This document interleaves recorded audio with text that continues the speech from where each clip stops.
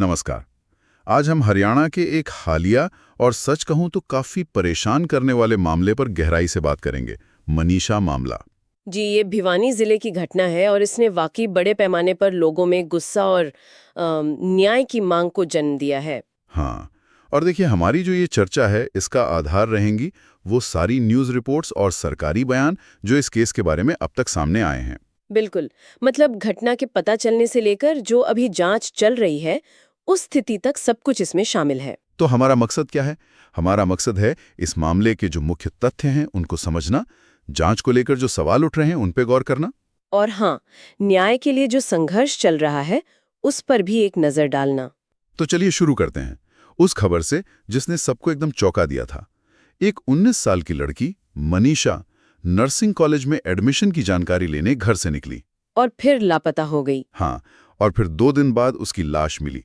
इससे पूरे इलाके में आप सोच सकती हैं, मातम और गुस्सा दोनों फैल गया। मनीषा, जो शायद एक प्ले स्कूल टीचर भी थी, 11 अगस्त 2025 को लापता हुई थी। जी, और 13 अगस्त को सिंघानी गांव के पास एक खेत में उनका शव मिला, और वो भी गला रेता हुआ। मतलब बहुत ही विभत्स। और मामला यही नहीं रुका। जो पोस्टमार्टम रिपोर्ट आई उसमें कुछ ऐसी बातें थीं जो और भी ज्यादा विचलित करने वाली थीं। हाँ, जैसे वो गर्दन के पास की कुछ हड्डियों का गायब होना, ये अपने आप में बहुत अजीब और डरावना है। ये किस तरफ इशारा करता है? मतलब क्या अत्यधिक क्रूरता थी या शायद बाद में शव के साथ कोई छेड़छाड़ हुई हो। देखिए, ये सवाल उठना लाजमी है, और इसी ने लोगों के गुस्से को और ज्यादा भड़का दिया। जाहिर है, और इसका नतीजा हमने देखा भी, जबरदस्त जन आक्रोश। बिल्कुल। धरने हुए, दिल्ली पिलानी जैसे अहम रास्ते जाम कर दिए गए, कैंडल मार्च निकाले गए। बाजार तक बंद रखे गए, और सबकी मांग एक ही थी, दोषियों को फांसी दी जाए। और ये गुस्सा सिर्फ भिवानी तक ही सीमित नहीं रहा, आसपास के इलाकों में भी फैला। जैसे सोनीपत में हमने देखा, महिलाओं ने हाईवे जाम कर दिया। हाँ, न्याय की मांग हर तरफ से उठ रही थी, और इसी माहौल में परिवार का पुलिस पर से भरोसा उठना भी स्वाभाविक था। बिल्कुल।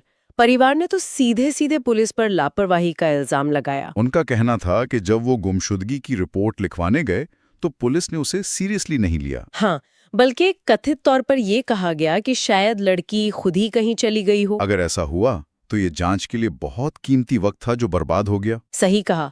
और इसी के चलते फिर प्रशासन पर दबाव भी बढ़ा और कुछ एक्शन हमें देखने को मिले। हाँ, भिवानी के जो एसपी थे मनबीर सिंह, उनका तबादला कर दिया गया। जी, और साथ ही स्थानीय एसएचओ और कुछ एएसआई रैंक के पुलिस अधिकारियों को सस्पेंड भी किया गया।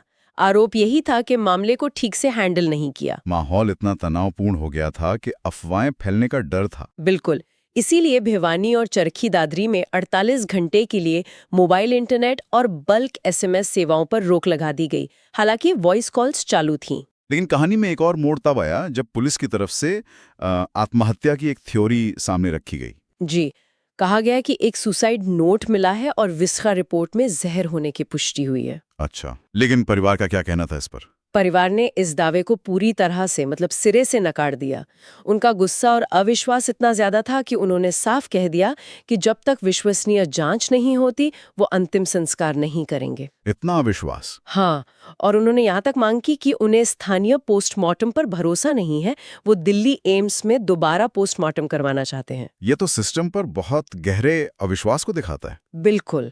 और इसी जन दबाव और बिगड़ते हालात को देखते हुए फिर मुख्यमंत्री नायब सिंह सैनी ने घोषणा की कि ये मामला अब सीबीआई को सौंपा जाएगा। मुख्यमंत्री ने भरोसा भी दिलाया है कि जांच पर उनकी व्यक्तिगत नजर रहेगी और पूरी पारदर्शिता बढ़ती जाएगी। जी, ये आश्वासन दिया गया है। तो फिलहाल स्थिति ये है कि मामला सीबीआई को ट्रांसफर करने की प्रक्रिया चल रही है, लेकिन लोगों का विरोध अभी भी जारी है। और स्थानीय प्रशासन पर जो अविश्वास है, वो साफ तौर पर दिख रहा है। ये पूरा मामला कई चीजें एक साथ उजागर कर रहा है। हाँ, जैसे सरकारी पक्ष और जनता के नजरिए में कितना बड़ा अंतर हो सकता है। जांच में अगर कथित लापरवाही हो तो उसका क्या नतीजा होता है, और न्याय के लिए आम लोगों की आवाज में कितनी ताकत होती है। बिल्कुल।